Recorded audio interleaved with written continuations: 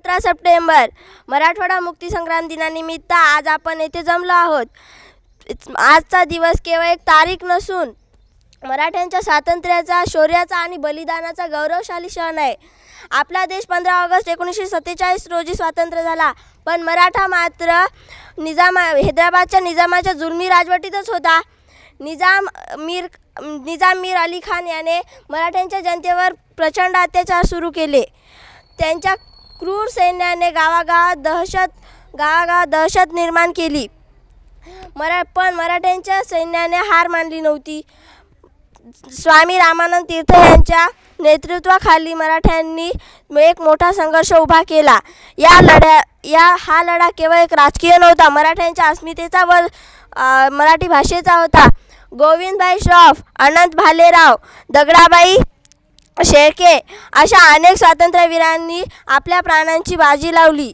सरदार वल्लभभाई पटेल यांच्या नेतृत्वाखाली भारतीय सैन्याने ऑपरेशन पोलो सुरू केले.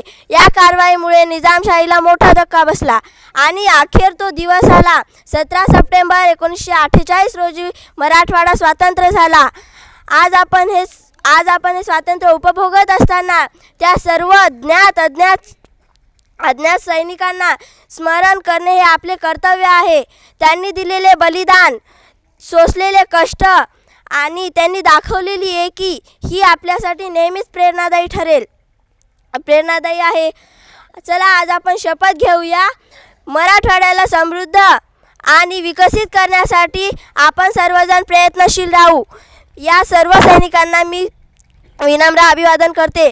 समोर होता एकच तारा आणि पायदळी अंगारा, समोर होता एकच तारा आणि पायदळी अंगारा.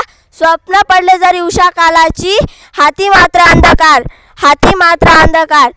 देश सारा उजळला जरी मराठवाड्याची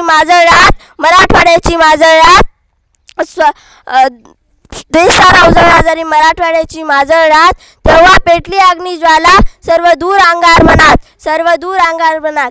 13 महिन्याच्या संघर्षानंतर आज अखेर तो दिवस आला. 13 महिन्याच्या संघर्षानंतर अखेर तो दिवस आला. 17 सप्टेंबर 1948 रोजी मराठवाडा स्वतंत्र झाला. जय हिंद, जय महाराष्ट्र, जय मराठा.